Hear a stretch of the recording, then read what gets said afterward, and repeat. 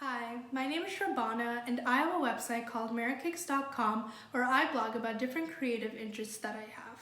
Today's project is a little different as I'll be showing you how to make this vase by recycling different glass jars you may have at home, this flower arrangement with flowers you will have in your garden, and lastly this little card using very minimal craft supplies.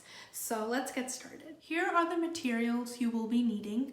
For the vase, you will need a glass jar. This is actually an old coffee jar in which I removed all the labels from. You will also need gold spray paint and some brown twine.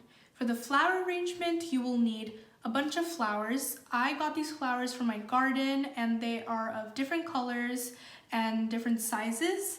And lastly, for the card, you will need a piece of cardstock, which is 3 inches by 2 inches long. If you don't have cardstock, you can use printer paper or construction paper. You will also need a paintbrush, a Sharpie, some watercolor paints, and a hot glue gun. So let's begin with the vase.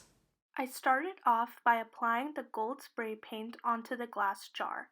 I recommend doing this outside and placing a paper bag underneath the jar to prevent any staining. Once done painting, let it dry for 20 minutes. While the jar is drying, I went ahead and made the card. I painted the cardstock with pink paint to add a pop of color and let it dry for 5 minutes. You can definitely use any color for this step. After the paint dried, I wrote down the sentiment using a thin point Sharpie. The sentiment I used was "Get well soon," but you can write any positive message you want on the card.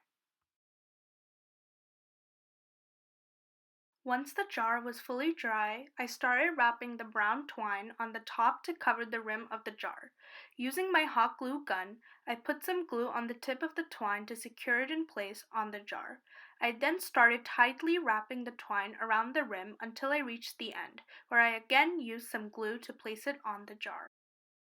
I then used some more hot glue to place the card on the front of the jar. Lastly, I made the flower arrangement. Before you start, make sure to put some water in the vase for the flowers to last longer. I started off by placing a bunch of long stems with leaves in the vase. Make sure to alter the lengths of these to add some sort of dimension. I used a pair of scissors to cut the stems and arranged them. I then went ahead and added some violet colored flowers. I placed these in between the stems. Since I chose purple as my color scheme for this arrangement, I placed these dark purple flowers to accent the green. This truly makes the whole arrangement pop. Lastly, I added some small white flowers as another accent color. To finish it off, I adjusted the flowers and leaves until I was satisfied with it.